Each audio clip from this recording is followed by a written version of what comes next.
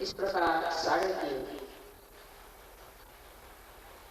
शक्तियां इस महाराष्ट्र में पृथ्वी तत्व से निकली हुई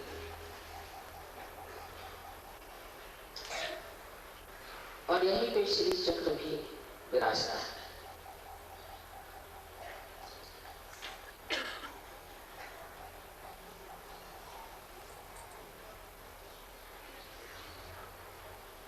आप लोग सब जानते हैं कि महालक्ष्मी ही मध्य मार्ग है और उस मध्य मार्ग से कुंडलिनी का जागरण होता है। इसलिए हजारों वर्षों से इस महालक्ष्मी के मंदिर में उदो उदो अम्बे कहा जाता है, क्योंकि अम्बा कुंडलिनी है और कुंडलिनी की शक्ति माँ लक्ष्मी में ही जागृत हो सकती है। इसलिए महालक्ष्मी के मंदिर में बैठ के अम्बा की गीत गाया जाता है। कोलासुर को मारा था, इसलिए इसका नाम कोलापुर। कोलासुर नाम का एक राक्षस था। कोले का मतलब होता है फॉक्स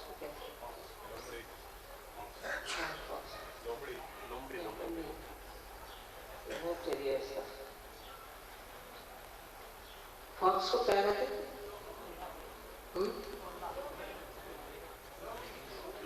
नहीं, लोमड़ी को वो हल्की होती है।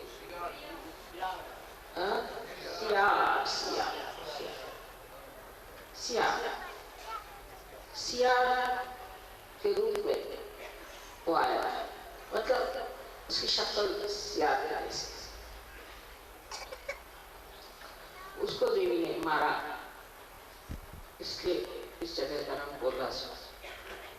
को मारने की वजह से कोल्हापुर पड़ गया। लेकिन हर जगह जहां जहां मंदिरों में पृथ्वी तत्व ने इस स्वयं विग्रह तैयार किए, वहां वहां बुरी तरह से लोगों ने पैसा बनाना शुरू कर दिया और मंदिरों की तरफ कुछ ध्यान नहीं दिया। मंदिरों की हालत बहुत खराब, लोग अपना पैसा बनाते हैं। इसलिए कभी कभी लगता है कि इन मंदिरों में चैतन्य दब सा जाएगा।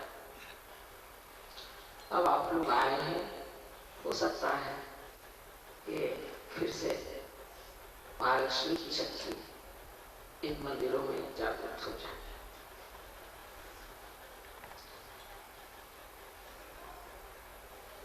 सुषुम्ना नाड़ी इस प्रकार बनी हुई है, जैसे कोई कागज को आप 3.5 मरतबा लपेट लें, उसकी जो सबसे सूक्ष्म बीच की नाड़ी है उसे आप ब्रह्म नाड़ी कहते हैं। उसी नाड़ी से पहले कुंडलिनी को जगाया जाता है और जब कुंडलिनी इस नाड़ी से, ब्रह्म नाड़ी से बिल्कुल सूक्ष्म नाड़ी है, एक बाल के बराबर भी उठ जाए तो वो ब्रह्मरंध्र को छेद सकती और ब्रह्मरंध्र को छेदने से आत्म साक्षात्कार की शुरुआत हो सकती। ऐसे मध्य मार्ग वो इतने विशेष रूप का बना हुआ है कि कितनी भी आपने उसमें बाधाएं डाली हो तो भी वो कुंडलिनी के जागरण के बाद धीरे धीरे प्रशस्त हो सकता है। और इसी चीज का अवलंबन लेकर के हमने सहयोग में पहले शिखर और उसके बाद उसके इस तरह से ये मंदिर बना। पहले शिखर मराठी में है, आज कल समागम आए। पहले शिखर बनाना है और उसके बाद उसकी नींव डालना है। तो किसी तरह से जब ब्रह्मानंद छिप जाए उसके बाद थोड़े से प्रकाश में बहुत कार्य आ सकता है।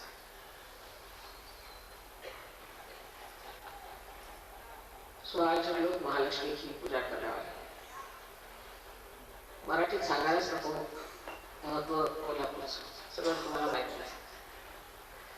पण एवढं जाणलं पाहिजे की जोगवा इथे इतक्या दिवसापासून आपण राहतो. परवा मी मला विचारलं का महालक्ष्मीच्या देवळात जोगवा कशाला म्हणतात? महालक्ष्मी के मंदिर में जोगवा रखते माने जो माँ से को हमें योग कीजिए, हमें योग कीजिए. माँ से महालक्ष्मी के मंदिर में बैठ के योग आते हैं. महालक्ष्मी के मंदिर में बैठ के दो दम एक योग आते हैं. तो त्यांना काही उत्तर सुचते ना.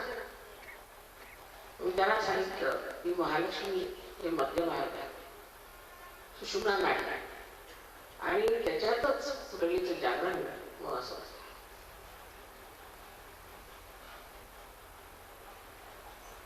I welcome all of you from abroad, and this Kolhapur is regarded as one of the deities temple. There are 3.5 deities, or you can say 3.5 points of the Kundalini. So it is said that in this triangular bowl of Maharashtra, because it is surrounded by on all three sides by mountains, and the plateau is in the center. So all the three sides make a nice triangle. Is the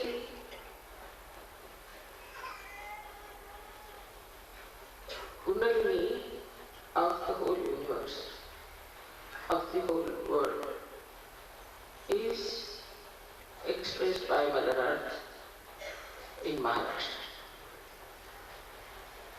There are 3.5 energies which are coiled together. The first one is of Mahakali.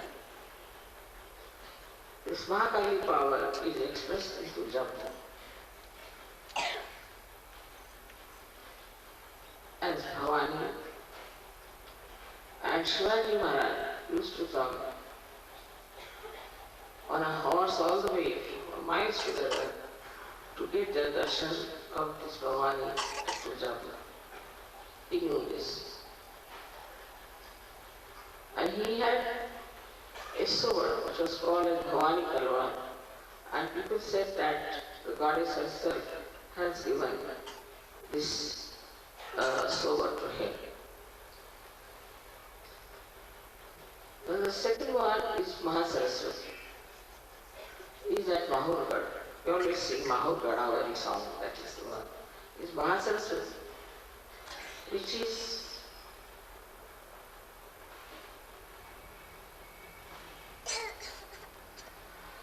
also called as Renugadi. That's the right-sided Mahasaraswati. Then the third one is Mahalakshmi. That is at Kolhapur. Here, a very bad demon called Kolasa was killed by the mother. So, this place is especially very holy for all of us, because you got your realization as the Kundalini went through your Sushumna Nadi, which is being nourished by Mahalakshmi princess. So in the temple they sit down. It's a Mahalakshmi's temple, but they sing that, "Oh Ambe, please rise, please rise, please rise." This comes with the full understanding of the Sushumna Nadi. 99.9% people don't know, because all the knowledge about Shakti is being lost due to the different timings, and people never worry about it.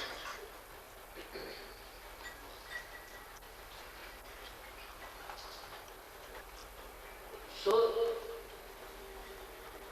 one has to realize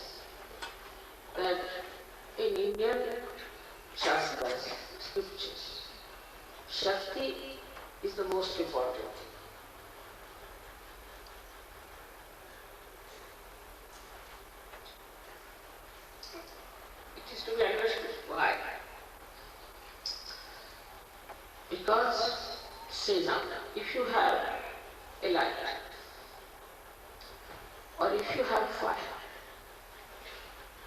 what is the power of fire? The power of fire can be that it can give you light, it can burn away things. But supposing it does not have its power, then who will care for fire? Nothing. So anybody who hasn't got the power of being the spirit, it is useless. So this power, this Shakti, has to be awakened within us because we do not have the power of the spirit. We have to have the power of the spirit. That's only possible if you get your self-realization. That is the reason it is very important that we should pay attention to our power. Now this power is made as the power of a mother. Mother is the most loving relationship. And through that relationship, all the love is expressed. That is why the Shakti is that of a mother. And affection, the love, the patience that mother has for her children, the Shakti too has the same powers. And that is how the Shakti never can harm. Out of all these Shaktis, all these powers, the highest of all is what we call as the Kundalini, because without her you cannot get realization. But also we can say, higher than that or complementary to that is Mahalakshmi power. Without the Mahalakshmi, you cannot rise. This is the ladder through which this power of Kundalini can rise. So both the powers are very important and very much related to each other. Mahalakshmi principle starts when we have finished with Lakshmi principle. Like in the West, people are fed up with the fears, fed up with all the riches and all that. So they are thinking, what have we achieved? We have gone into balance. So what should we do? We have to balance ourselves. So how do we balance ourselves? We have to have the knowledge of the spirit. That is called an adhyatma. You have to know what is the knowledge of the spirit. And to know the knowledge of the spirit, Kundalini has to be awakened, and that you are to be connected to this all-pervading power.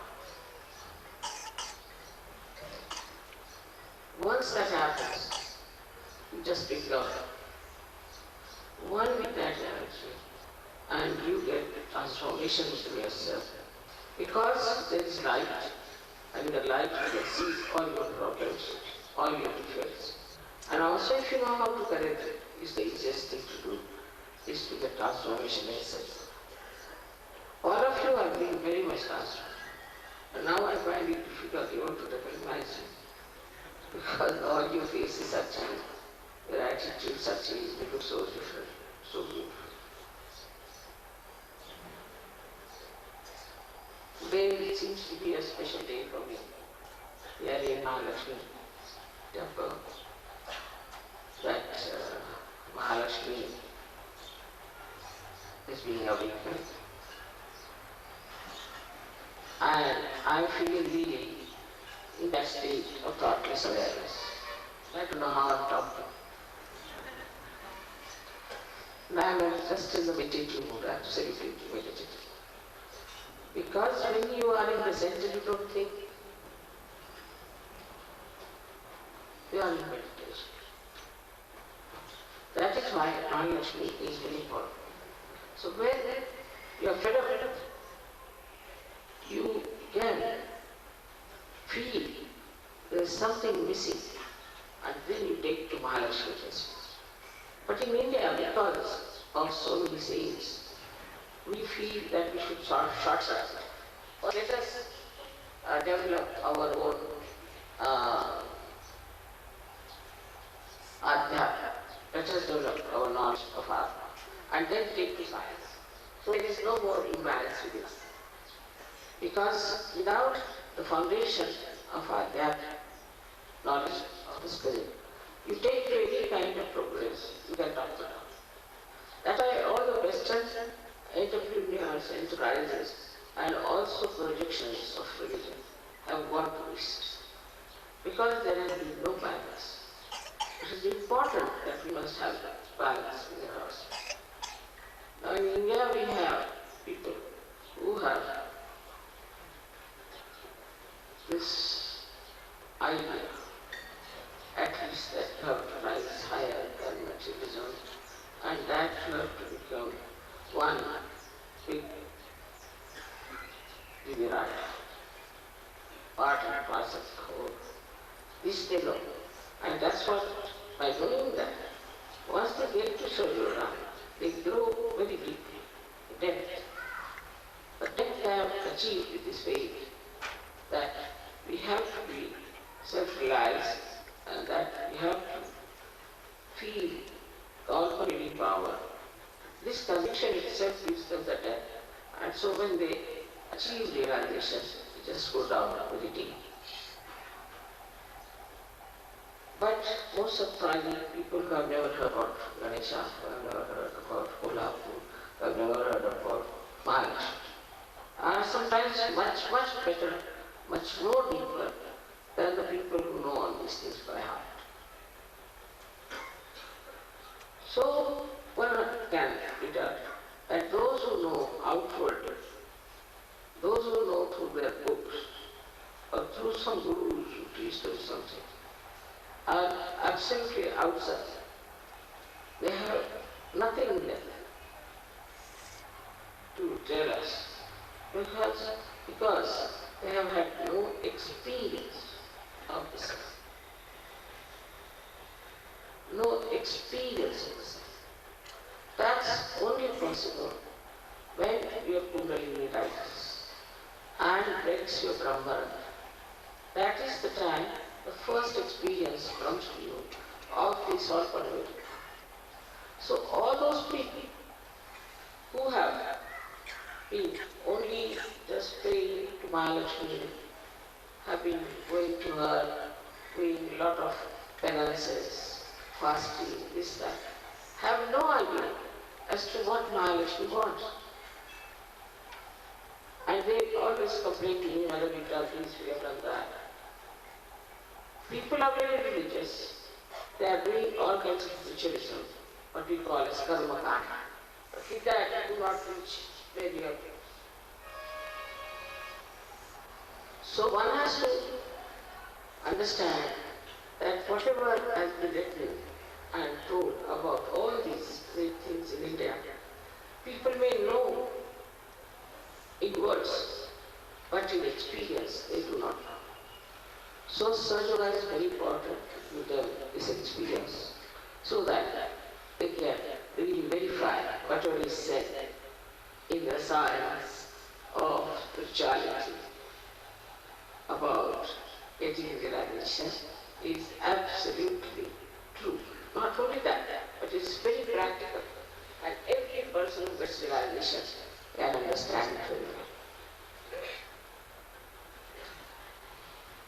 So we are here in a very holy place full of unholy people. But still, there are some very, very good people here also. And because of Mahalakshmi, they make very good ornaments, because these ornaments are offered to the goddess.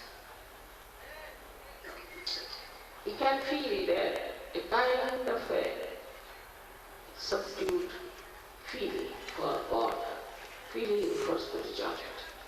But they do not have the experience that you have. So you are much higher than all of them. And those who have the experience can feel more as they go to the temple. You can go to the temple to see this place also. But give yourself a big bandhan, because I've seen it next to the deity, there are very fine people sitting. They are doing all kinds of commercial activities. They are selling flowers, they are selling everything. So to be careful with the mother, you can go and see yourself. Now they say that if temple is made because it is Swayambhu, it's the one that has come out of Mother. You can see yourself if there are vibrations. And moreover, you must know that this puja of these deities are done by people who are not at all in any way religious, but are just commercial. Commercialism can never give you any satisfaction, can never give at all any satisfaction. Apart from that, it can take you to something unknown, dangerous shores. But if your faith is pure, without any greed, without any demands, then you develop your depth in yourself, which is very helpful after surgery.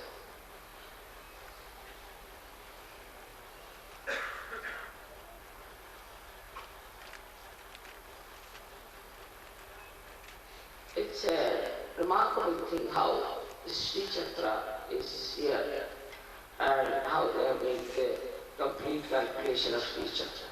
I met a scientist in Russia, in Moscow, who has done research, very much big research on this Sri Chakra.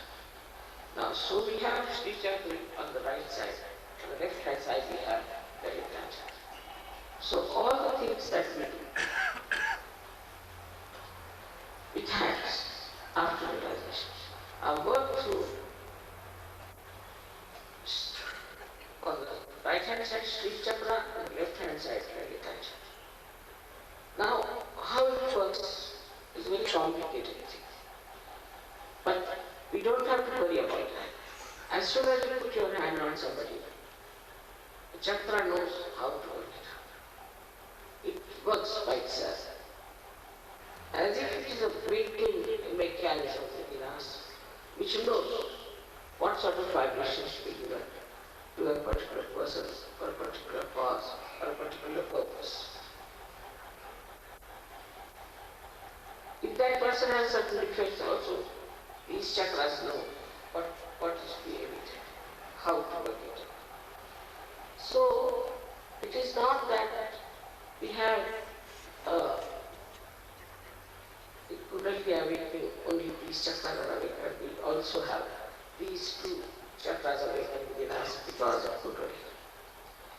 But if you have a Vishuddhi problem, then you can find that your hands are stiff and you cannot feel the guidance, or we can say the divine intentions of relaxation. Because when you start using your hands, you don't feel any vibrations. So how will you know what's happening? It's a very complicated thing, and for that complicated thing, these instruments are made already, are prepared already.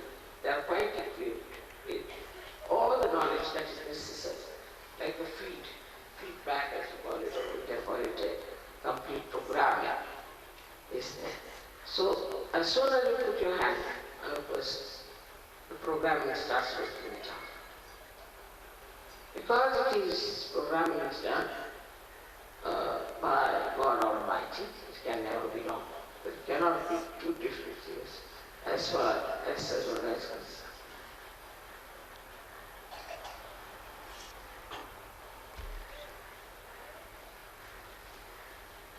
I have been thinking about writing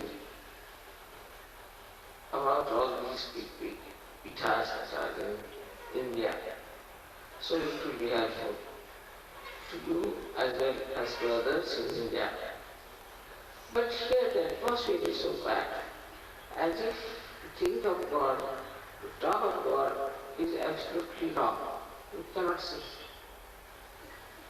If people are in illusion and they think that all these talks have brought us nothing, then it is progress of the West is more effective, more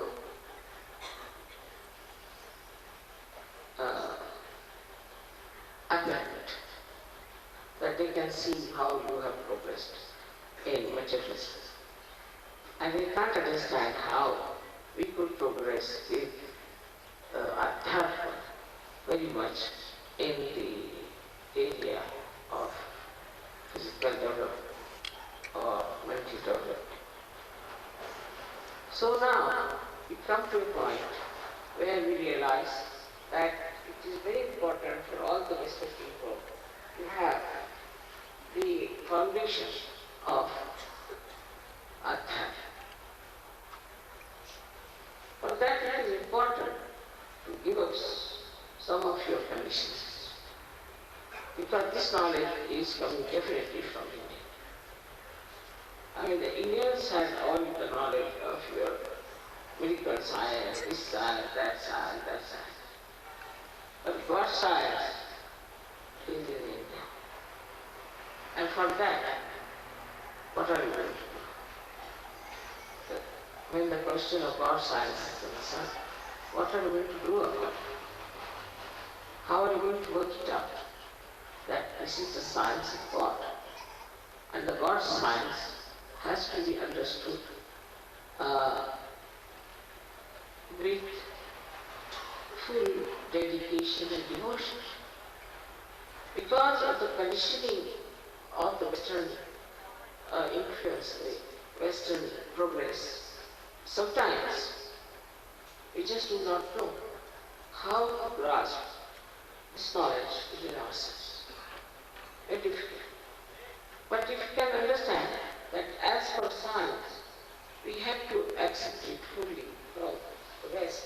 You have to accept the knowledge of your spirit from the East. East has the knowledge of the spirit.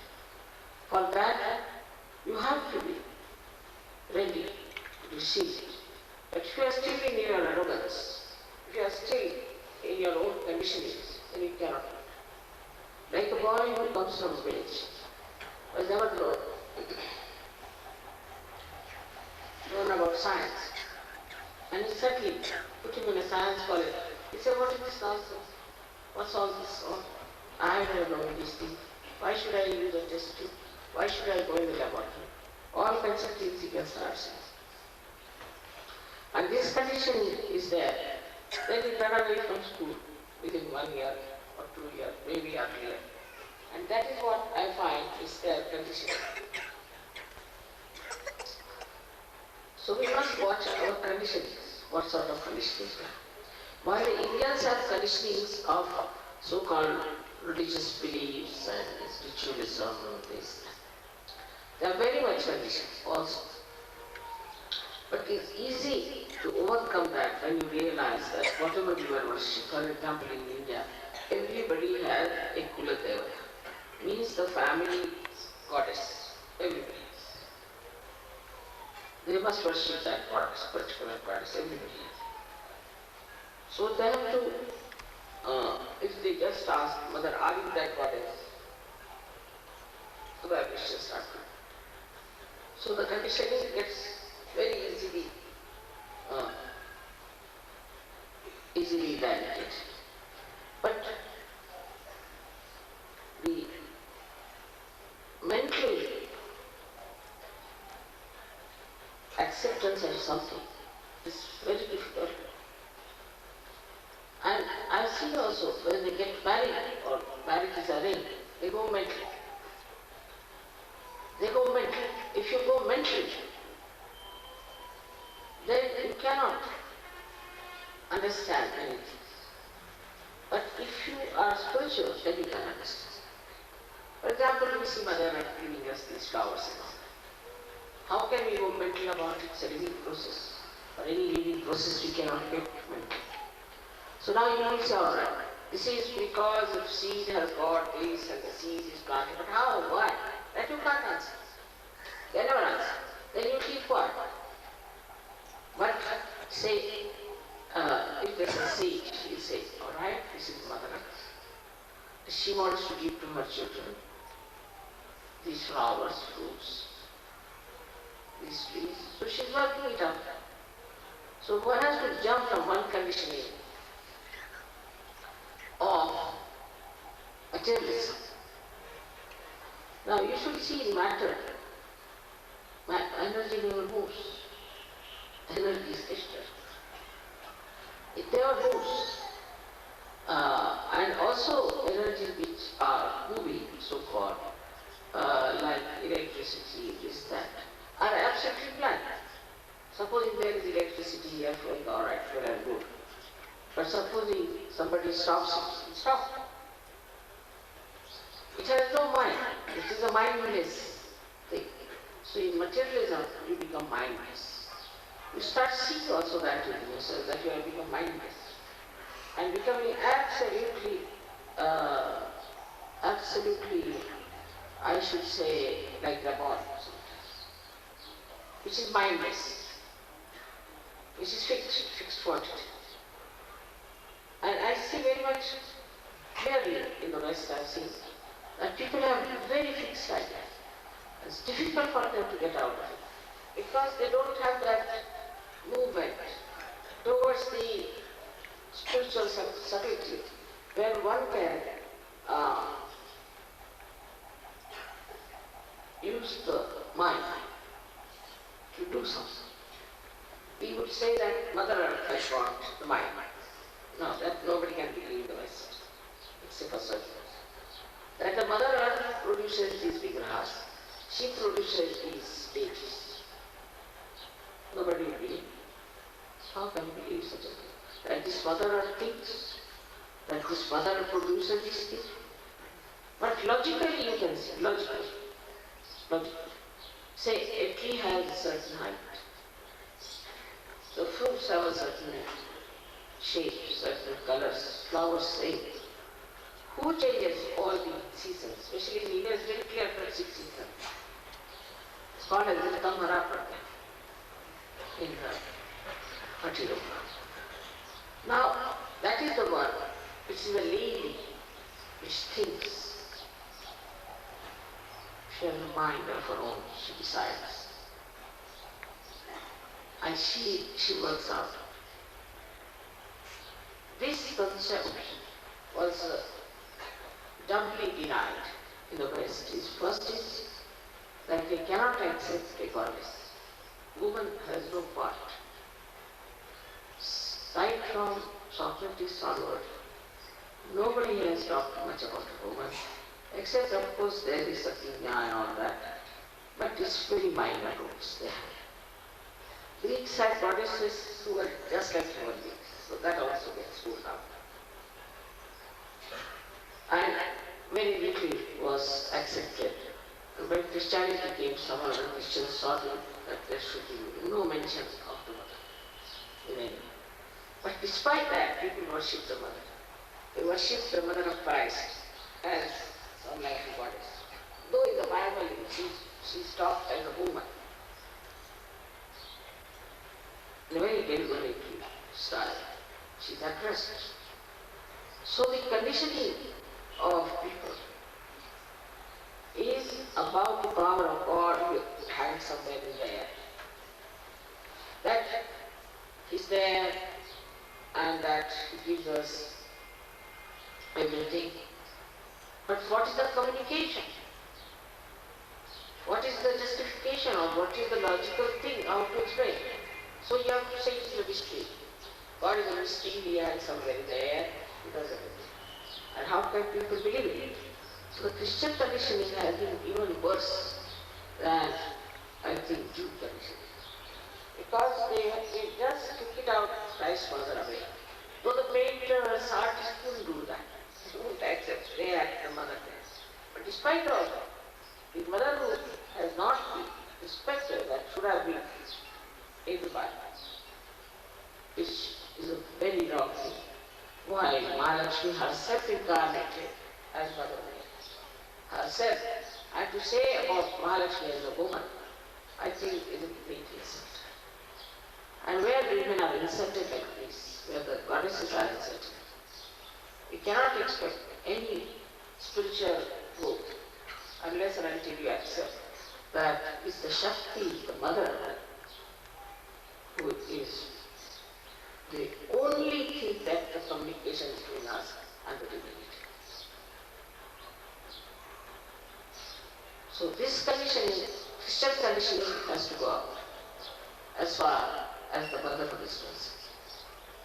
It's very surprising sometimes when I see how these people are trying to bring down the level of a goddess to just a woman.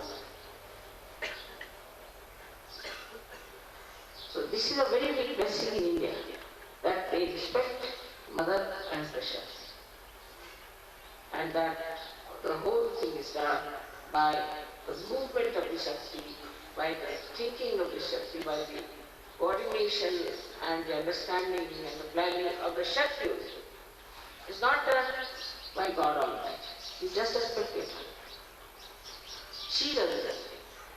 Once that concept can fit into your heads properly, then you will see so many conditionings be dropped. Because religion was organized, and in an organized religion you can put whatever you like, the way you want to put it.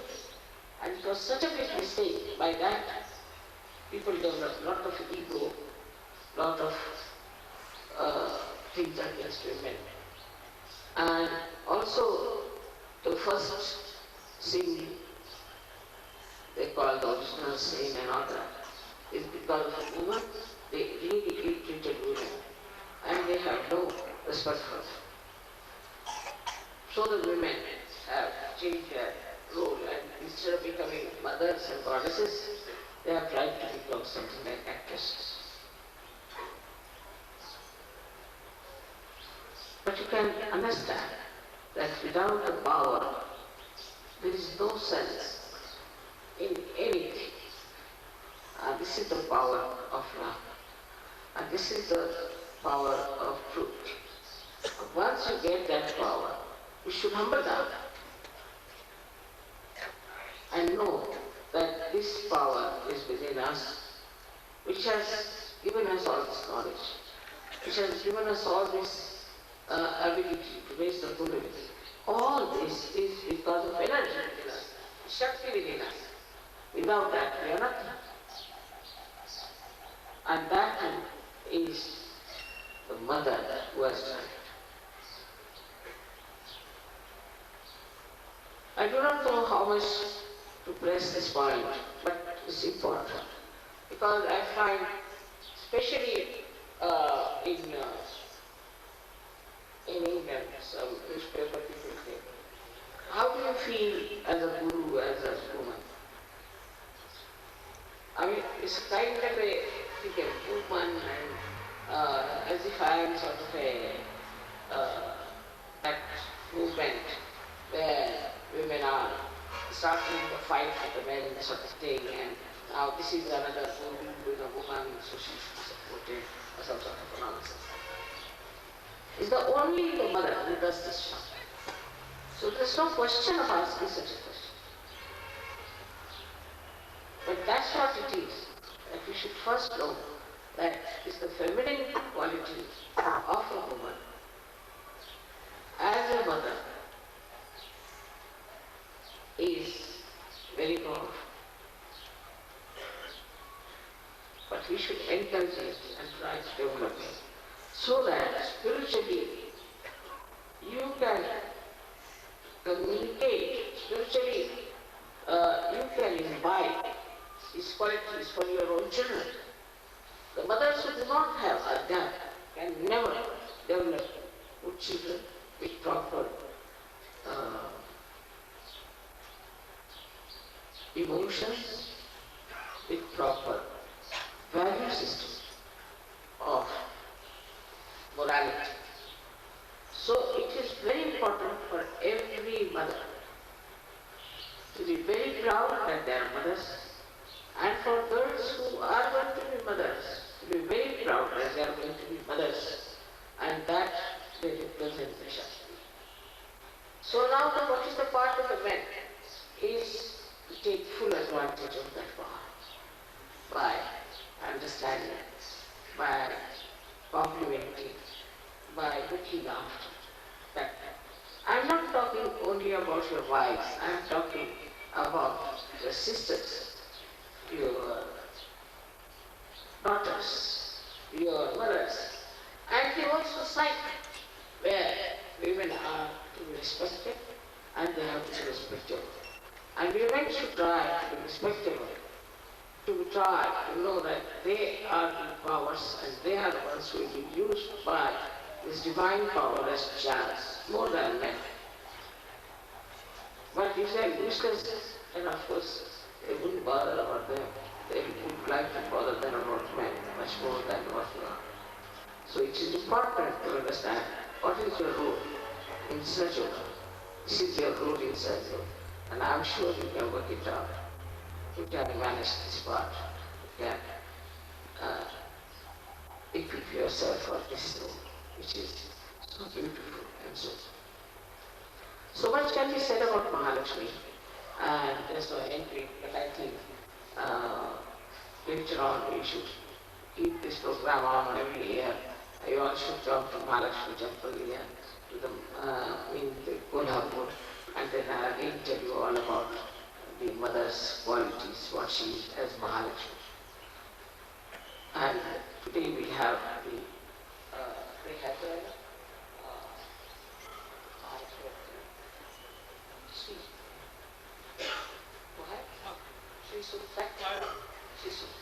Sri Sutta is about Mahalakshmi's qualities.